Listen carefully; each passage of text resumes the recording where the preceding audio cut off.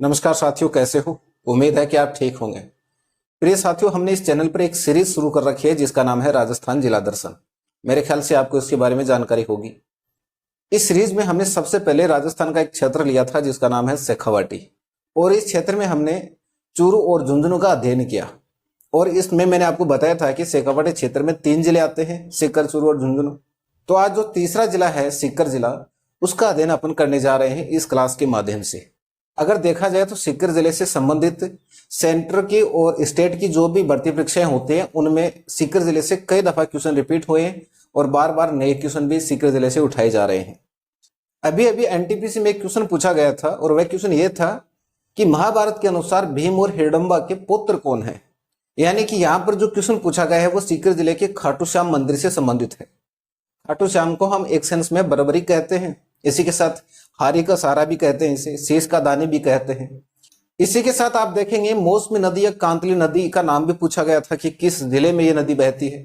इसी के साथ गणेश्वर सभ्यता के बारे में क्वेश्चन पूछा गया है। हाल ही में गुरारा सभ्यता से संबंधित क्वेश्चन पूछा गया।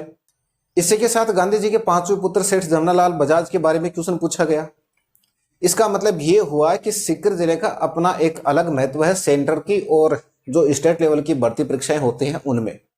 और यही एक बड़ा कारण है कि मैंने सीकर जिले को एक बेहतरीन तरीके से एक स्ट्रक्चर के माध्यम से आपके सामने रखने का प्रयास किया है।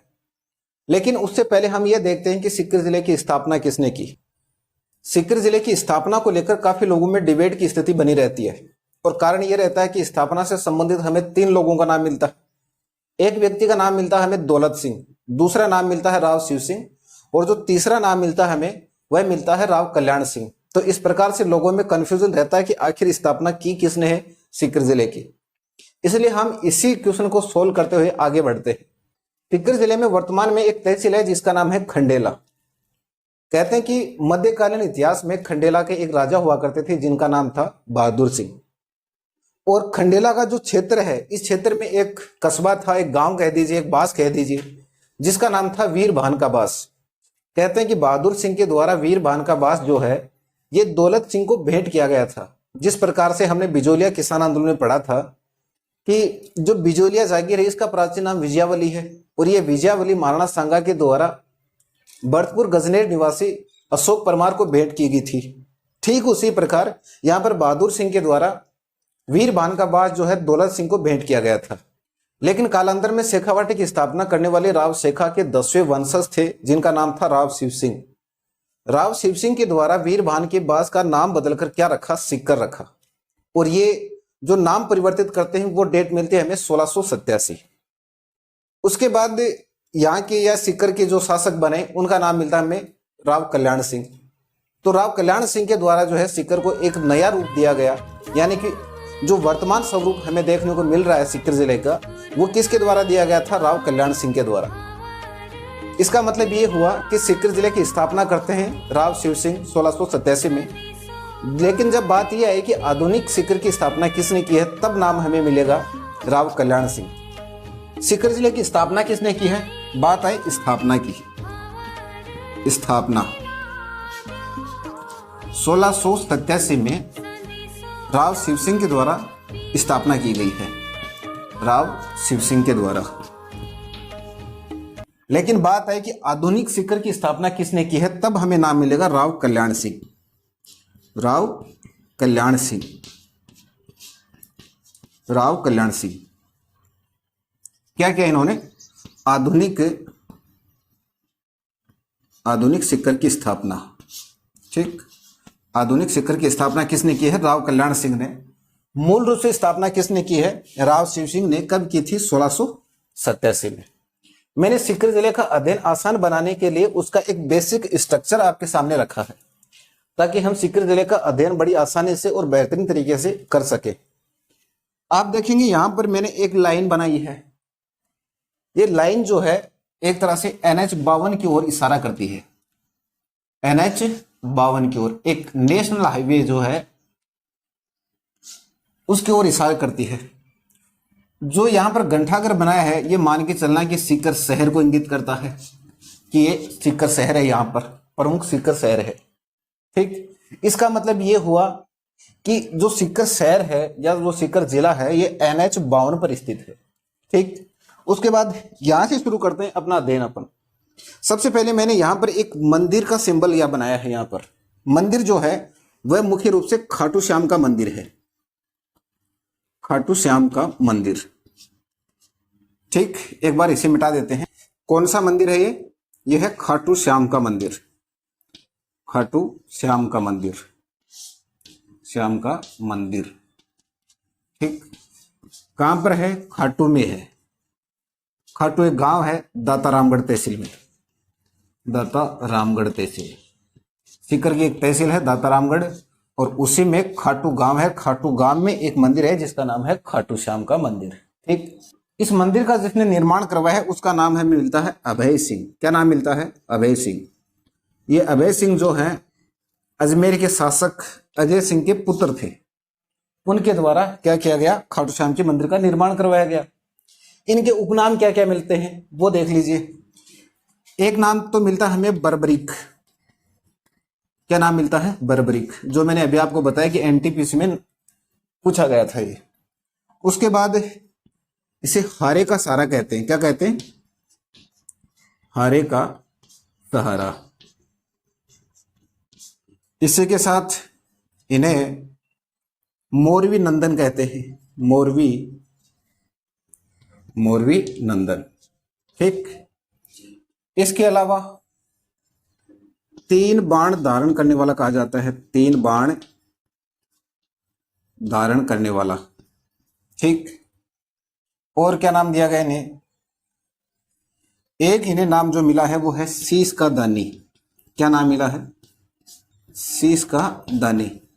याद रहे, इनकी खाटू श्याम जी में जहां पर पूजा होती है केवल इनका यहाँ पर शीश है, बाकी का धड़ नहीं है नीचे का। इसकी एक लंबी कहानी है खैर, लेकिन यहाँ पर केवल क्या होता है? उनकी शीश की पूजा होती है, शीश का दानी इसे कहा जाता है। इसी के साथ इनके जो प्रमुख एक मेला, हालांकि दो मेले बढ़ते हैं, लेकिन एक जो मेला बढ़ता है, प्रमुख मेला जो है फाल्गुन में बढ़ता है। कब बढ़ता है? फाल्गुन में प्रमुख मेला बढ़ता है, शुक्ल एकादशी, एकादशी, फाल्गुन शुक्ल एकादशी को प्रमुख मेला बढ़ता है, खाटू श्याम जी का मेला बढ़ता है। सीकर जिले में बढ़ता है, दाता रामगढ़ में बढ़ता है, खाटू गांव में बढ़ता है। ठीक, इसके बाद एक मेला और बढ़ता है इनका। वो मेला कब बढ़ता है वो और देख लीजिए। कार्तिक माह को। क्या बढ़ता है? कार्तिक माह, यानी कि इसे एक सेंस में हम कार्तिक कहते हैं, कार्तिक। ठीक, इसको एक सेंस में हम फागुन कहते हैं। फागुन की 11 को या फागुन की 11 को यहाँ पर मेला बढ़ता है। ठीक, इस प्रकार से खाटू श्याम जी की जानकारी हमने हासिल की। आप चाहें तो स्क्रीनशॉट ले लें, और अगर आप साथ साथ लिख रहे हैं तो कोई दिक्कत नहीं है, मैं इसको अब मिटाऊंगा। ठीक, खाटू श्याम के मंदिर के बाद जब हम और सीकर की तरफ बढ़ते हैं तो एक गांव मिलता है हमें, रेवासा। क्या गांव मिलता है? रेवासा। रेवासा एक गांव मिलता है।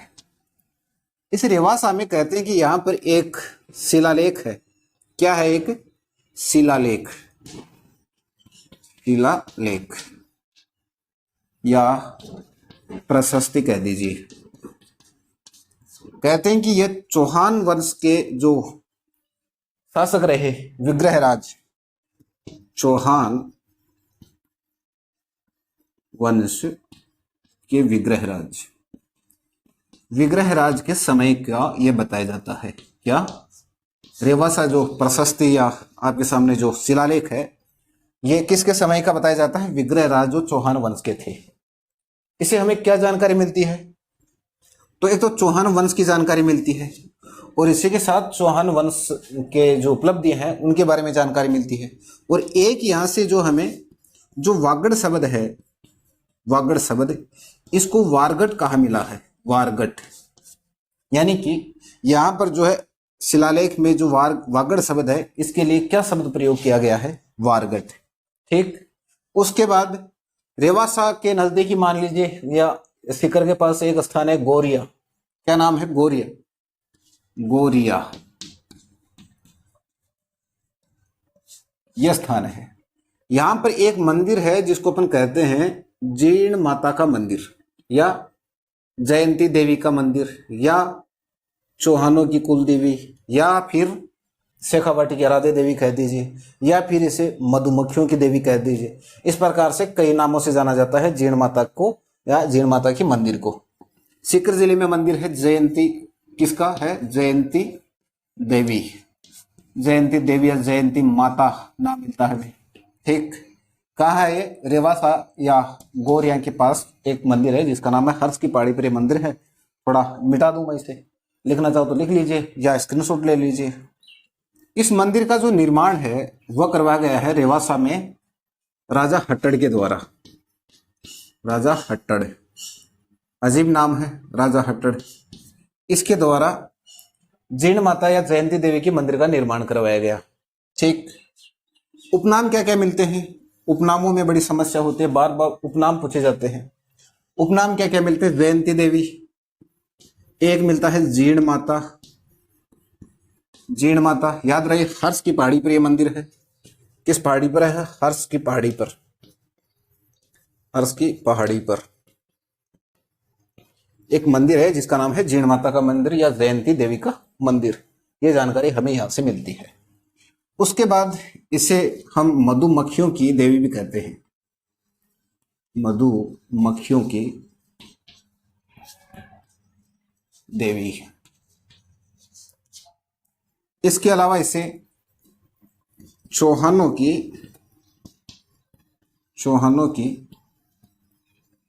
कुल देवी भी कहते हैं। और यह क्वेश्चन पूछा गया था कि चौहानों की कुल देवी किस देवी को कहा जाता है? तो जीण माता को क्या कहा जाता है? चौहानों की कुल देवी। ठीक, उसके बाद फिर बात करते हैं शेखावाटी की आराध्य देवी। आराध्य देवी एक, ये भी इसका नाम मिलता है। एक बंवरों की देवी भी इसे कहा जाता है। बंवरों की देवी, बंवरों की देवी, ये इसके उपनाम है। क्या क्या उपनाम है? एक तो जयंती देवी कहते हैं इसे, या जयंती या जीण माता कह दीजिए। इसी के साथ मधुमक्खियों की देवी भी इसे कहते हैं। इसी के साथ चौहानों की कुल देवी है ये।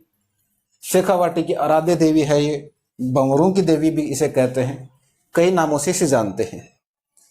इस मंदिर के बारे में एक ऐतिहासिक महत्व यह बनता है कि जब औरंगजेब भारत के लगभग मंदिरों को तोड़ चुका था, उस समय उन मंदिरों को तोड़ते तोड़ते ये यहां तक पहुंच गया था, इस मंदिर तक।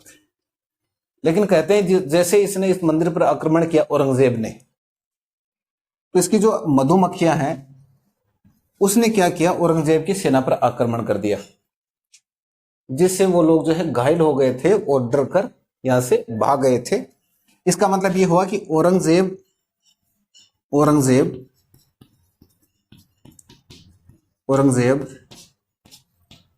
इस मंदिर को तोड़ नहीं पाया। भारत का एकमात्र ऐसा मंदिर है जिसे औरंगजेब नहीं तोड़ पाया। कौन सा मंदिर है? जीण माता का मंदिर है। कहां पर है? रेवासा में है और हर्ष की पहाड़ी पर यह बना है। कहते हैं कि यह हर्ष की बहन थी। यहां पर ऊपर आपको एक मंदिर और दिखाई दे रहा होगा, ये हर्ष की पहाड़ी पर जिसका मंदिर बना है, ये बेसिकली कहते हैं कि इसका भाई है। कौन है? इसका भाई है, यानी जीण माता का भाई है। कौन? हर्ष। आप इसकी कथाएं भी सुनते होंगे। ठीक, आपको मैंने एक चीज नहीं बताई कि रेवासा में एक मंदिर बना है जो राजस्थान का पहला मंदिर है और देश का चौथा मंदिर है। कौन सा मंदिर है वो है सप्त गोमाता का मंदिर। सप्त गोमाता का मंदिर। सप्त गोमाता का मंदिर राजस्थान का पहला है और देश का कौन सा है? देश का चौथा मंदिर है। कौन सा मंदिर? सप्त गोमाता का मंदिर रेवासा गांव में बना गया है। ठीक, उसके बाद अपन बात करते हैं इस मंदिर की। कौन सा मंदिर है? ये हर्ष नाथ का मंदिर है या हर्ष महादेव का मंदिर है, इस प्रकार से नाम मिलता है हमें। तो इसका अध्ययन कर लेते हैं हम। इसका सारी जानकारी मैंने बताई दी आपको। राजा हट्टड़ के द्वारा निर्माण करवाया गया है। कहाँ है? रेवासा में है। जीण माता, मधुमक्खियों की देवी, चौहानों की कुल देवी, शेखावाटी की आराध्य देवी, भंवरों की देवी। औरंगजेब इसको तोड़ नहीं पाया था। ठीक, हर्ष की पहाड़ी पर ये मंदिर बना है। तो ये सारे के अच्छा, मेले कब लगते हैं इस मंदिर में? मेले कब बढ़ते हैं जीण माता के, वो और देख लीजिए। यहां पर जो दो मेले बढ़ते हैं, दो मेले बढ़ते हैं। एक तो बढ़ता है आश्विन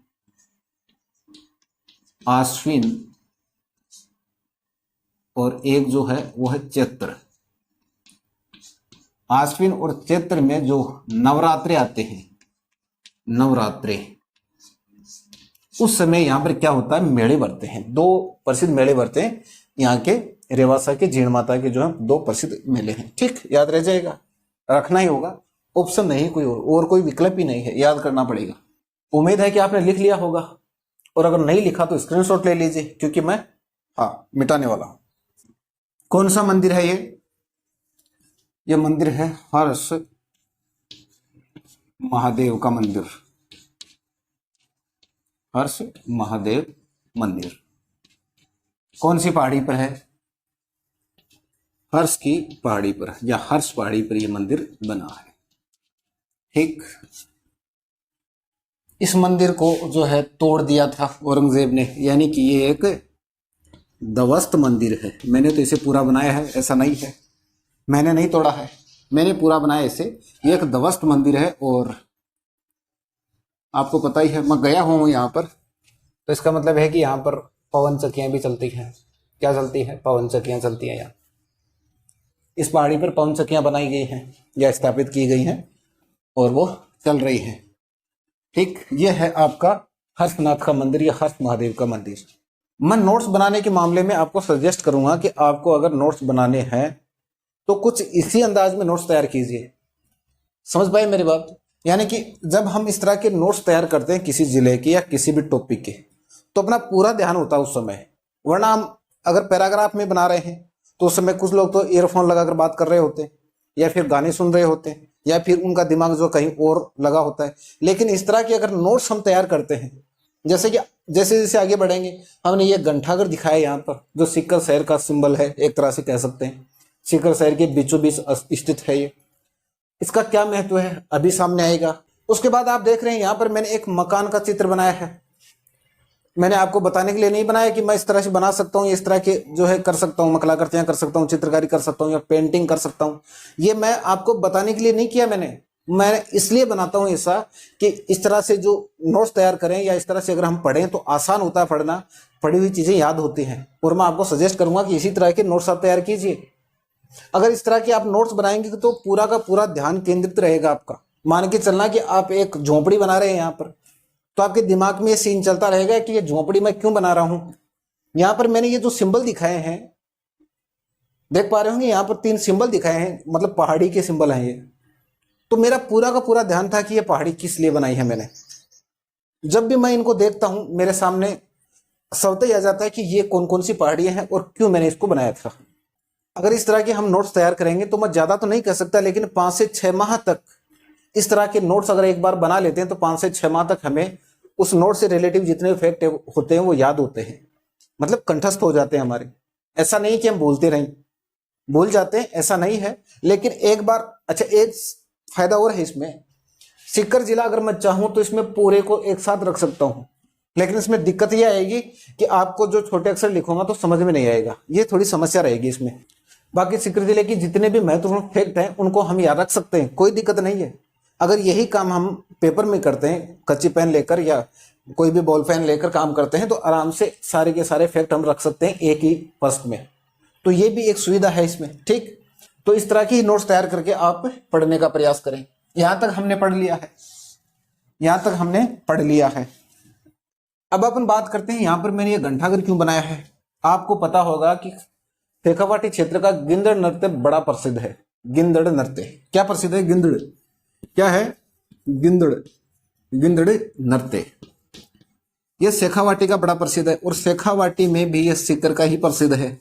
यानी इसी घंटाघर के चारों तरफ यहां पर जो गणगौर होते हैं, इसके जो कलाकार होते हैं, या जो क्या बोलते हैं गिंदड़िया, इनके जो गिंदड़िया होते हैं उनको क्या कहते हैं? गणगौर, गणगौर कहते हैं। इनके गिंदड़ियों को क्या कहते हैं अपन? कौन कहते हैं? गिंदड़िया होते हैं, गिंदड़िया, इनको अपन कहते हैं गणगौर। ठीक, कहां का प्रसिद्ध है गिंदड़ नृत्य? सीकर का या शेखावाटी क्षेत्र का। ठीक, उसके बाद अपन बात करते हैं, यहां पर एक चंग नृत्य भी होता है, चंग नृत्य। यहां पर एक डफ नृत्य भी होता है, डफ नृत्य। ठीक, नृत्य यानी नाच, नृत्य यानी नाचना। ठीक, तो एक नृत्य होता है यहां पर, कौन सा है प्रसिद्ध, कौन सा है, गिंदड़ नृत्य। इसके अलावा डफ नृत्य होता है, चंग नृत्य होता है, सीकर जिले में होता है। ठीक, याद रह जाएगा, रखना ही पड़ेगा। उसके बाद होता कब है ये, तो होली के दिनों में होता है, यानी फाल्गुन माह में आपको ये, फाल्गुन माह में होली के दिनों में, होली के दिनों में क्या होता है, यहां पर गिंदड़ नृत्य होता है। कंप्लीट, यहां तक समझ में आया कि मैंने यहां पर घंटाघर क्यों बनाया है। ये सीकर शहर के बीचों बीच है, इसका मतलब है कि सीकर शहर को इंगित कर रहा है। उसके बाद आप देख रहे होंगे यहां पर मैंने एक मकान का दृश्य तैयार किया है। क्यों बनाया है ये मकान, अब इसे और समझते हैं। ठीक, आपने स्क्रीनशॉट ले लिया होगा। प्रिय साथियों, गर्मी बहुत ज्यादा है, पसीना पसीना हो गया था, तो मैंने सोचा कि शर्ट चेंज कर लूं, और शर्ट चेंज कर लिया मैंने। ठीक, चेंज कर लिया है मैंने शर्ट। आप देख पा रहे हैं यहां पर मैंने 3 सिंबल तैयार किए।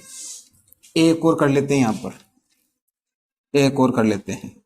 ऊंची गई तो नीचे करो। ठीक, क्रमबद्ध नीचे करो। 4 नंबर, ये क्या है, ये है अरावली पर्वत की पहाड़ियां। कौन सी की है, अरावली की। अरावली पर्वतमाला फैली हुई है शेखावाटी क्षेत्र में, और उसी में जो है ये पहाड़ियां हैं। सबसे पहले 1 नंबर, ये जो है इसे समझना, इसका नाम है रघुनाथगढ़। क्या नाम है, रघुनाथगढ़। एग्जाम में पूछा गया है इसे, और पूछी गई है इसकी हाइट, और वो कितनी है, 1055 मीटर। इसी के साथ ये भी ध्यान में रखें कि अरावली की या उत्तरी अरावली की सबसे ऊंची चोटी है, कौन सी, रघुनाथगढ़। कितनी हाइट है, 1055 मीटर। एग्जाम में पूछा गया है। उसके बाद नंबर 2, इसका नाम है मालखेत की पहाड़ी। मालखेत की पहाड़ी, मालखेत की पहाड़ी। इसकी कितनी हाइट है, इसकी है 1052 मीटर। केवल 3 मीटर नीचे रह गई, किसके, रघुनाथगढ़ की पहाड़ी के नीचे रह गई। उसके बाद नंबर 3, कौन सी है ये, इसका नाम है नीम का थाना। नीम का थाना, आपको पता ही है कि नीम का थाना सीकर जिले की तहसील है, जहां पर गणेश्वर सभ्यता है। ठीक, इसकी कितनी, इसकी केवल 792 है। फिर एक और है जिसका नाम है श्री माधोपुर। क्या नाम है, श्री माधोपुर। यह वही श्री माधोपुर है जहां पर प्रीतमपुरी झील है, विलुप्त हो गई, नाम बचा है। 502 पहाड़ियां कंप्लीट, और एग्जाम में इसे 2 से 3 बार पूछ लिया गया, रघुनाथगढ़ की पहाड़ी को, उत्तरी अरावली की सबसे ऊंची चोटी को। कितनी हाइट है, 1055। उसके बाद अपन बात करते हैं यहां पर जो मकान बनाए हमने, ये क्यों बनाए हैं। प्रिय साथियों, क्या आपको कुछ समझ में आ रहा है, कमेंट में जरूर लिखना, चाहें तो स्क्रीनशॉट ले लीजिए। अब अपन बात करते हैं इस मकान के बारे में कि आखिर ये मकान क्या बताना चाहता है, इस मकान का क्या मतलब है, क्यों बनाया ये। देखिए, आपको पता है कि शेखावाटी क्षेत्र जो है ये हवेलियों के लिए बड़ा प्रसिद्ध है। इसका मतलब ये है कि सीकर जिले की जो हवेलियां हैं उसको क्या कर रहा है, ये इंगित कर रहा है। किसको, हवेलियों को, हवेलियां इंगित कर रहा है। कौन, ये मकान जो हमने बनाया है। सबसे पहले अपन देखते हैं यहां पर एक पिंसारी की हवेली है, पंसारी मिलता है, पंसारी की हवेली। पंसारी की हवेली कहां पर है ये वहीं पर है जहां पर श्री माधोपुर गढ़, या सॉरी श्री माधोपुर, जहां पर क्या है 502 मीटर ऊंचे पहाड़ी है, श्री माधोपुर। श्री माधोपुर में एक हवेली है जिसका नाम है पंसारी की हवेली। फिर एक हवेली है जिसका नाम है वैजनाथ बैजनाथ, बैजनाथ या बैजनाथ रुइया की हवेली, ये कहां पर है? तो ये मिलेगी आपको रामगढ़ में। कहां पर है ये? रामगढ़ में। ये रामगढ़ की हवेली है, बैजनाथ रुइया की हवेली। एक हवेली है जिसका नाम है ताराचंद रुइया, ताराचंद रुइया, एक ये हवेली मिलती है। इसके बाद एक हवेली मिलती है जिसका नाम है राठी की हवेली, राठी की हवेली या राठी हवेली कह दीजिए। फिर एक यहां पर है चार चौक की हवेली, चार चौक की हवेली। एक है खेमखा, खेमखा गोयनरा, गोयनरा हवेली की या हवेली। ये तीनों की तीनों कहां पर है? लक्ष्मणगढ़ में है, लक्ष्मणगढ़, लक्ष्मणगढ़ तहसील जो है सीकर की, वहां पर ये तीनों की तीनों हवेलियां हैं। फिर एक हवेली और है जिसका नाम है पोदारों की हवेली या पोदार हवेली या पोदारों की हवेली कह दीजिए। ठीक, पोदारों की हवेली, पोदारों की हवेली। एक हवेली और है नंदलाल देवड़ा की हवेली। किसकी हवेली है? नंदलाल देवड़ा की हवेली, की हवेली। अब इसको एग्जाम में पूछा गया है।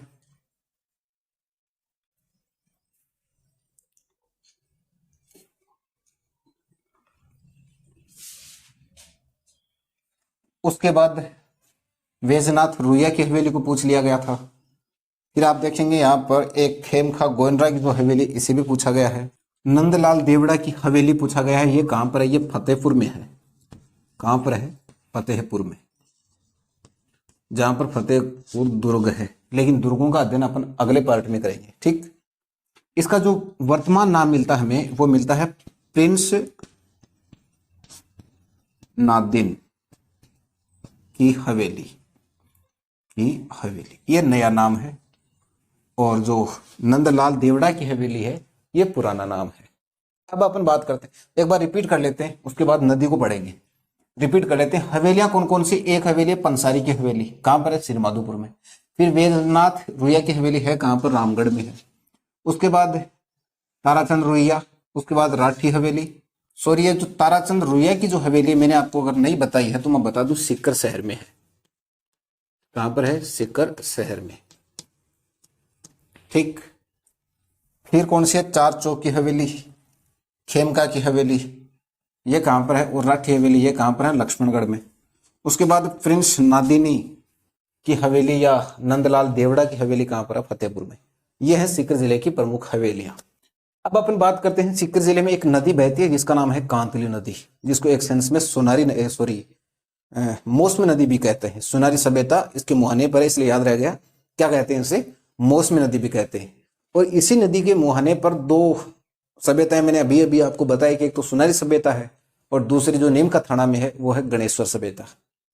खंडेला से मंडरेला बहती है। कहां तक? कहां से बहती है? खंडेला से मंडरेला बहती है। मिटा दो। ठीक, कौन सी नदी है? कांतली नदी, कांतली नदी। इसे हम क्या कहते हैं और अन्य नाम क्या है इसका? मौसमी नदी। ये नाम पूछा गया था कि मौसमी नदी किस जिले में बहती है, ये नाम पूछा गया था। अच्छा, कहां से कहां तक बहती है? यहां पर कुछ पहाड़ियां हैं। ठीक, क्या है? पहाड़ियां।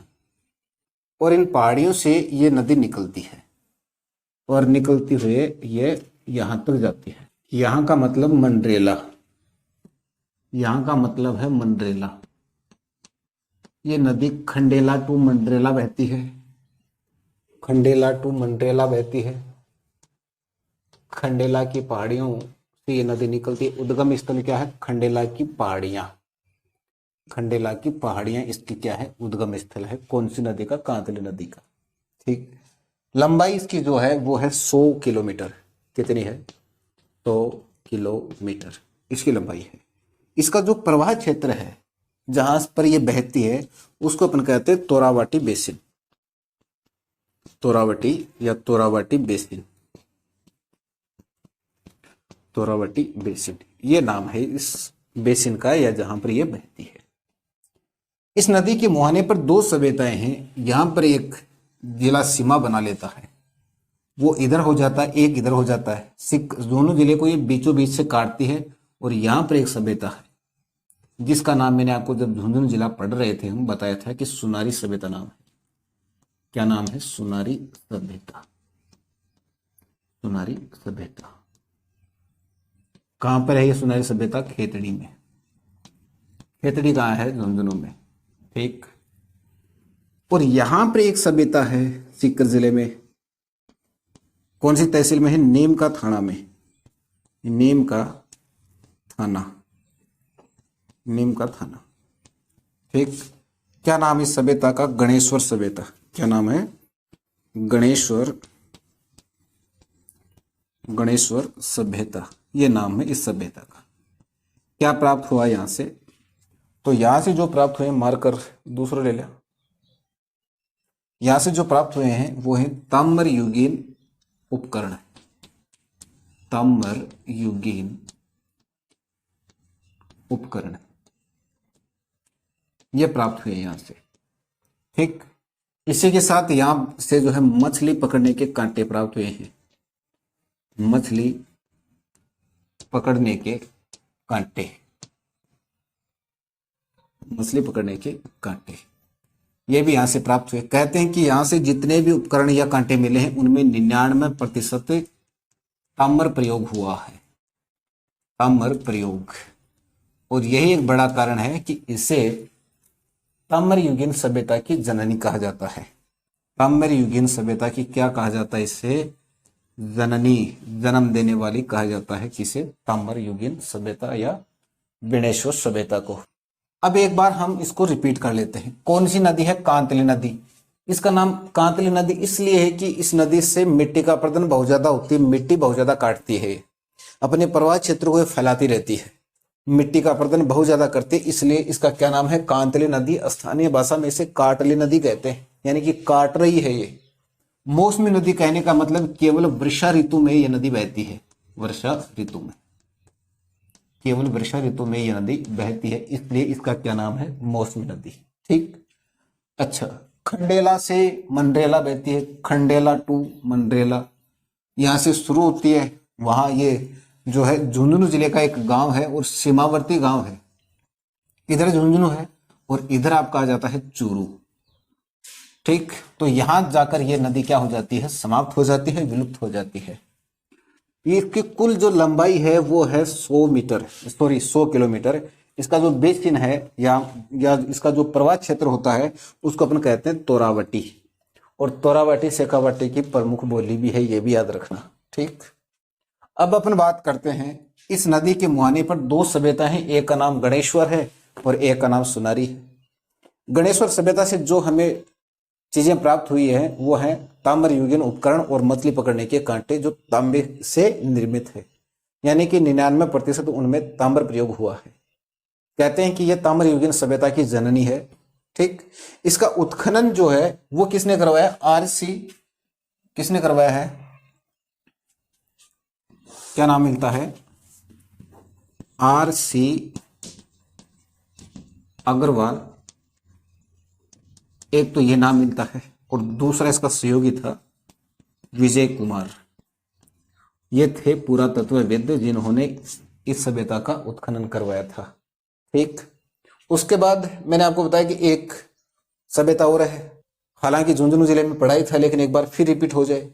सुनारी सभ्यता कांतली नदी के मुहाने पर खेतड़ी तहसील में झुंझुनू जिले में है। यहां से मौर्यकालीन आपको लोहे गलाने की भट्टियां प्राप्त हुई हैं, गेहूं और चावल के दाने प्राप्त हुए हैं या अवशेष प्राप्त हुए हैं, और इसी के साथ पक्षियों की हड्डियां भी यहां से प्राप्त हुई हैं। अब मैं आपको कहना चाहूंगा कि या तो इसका एक बार आप स्क्रीनशॉट ले लें और या फिर उम्मीद है कि आपने लिख लिया होगा। प्रिय साथियों, आज की क्लास आपको कैसे लगी? क्या पसंद आई आज की क्लास? अगर आपके कोई डाउट है, कोई कंफ्यूजन है तो आप कमेंट पे जरूर रखें। मिलते हैं अगले वीडियो में, तब तक के लिए जय हिंद, जय भारत।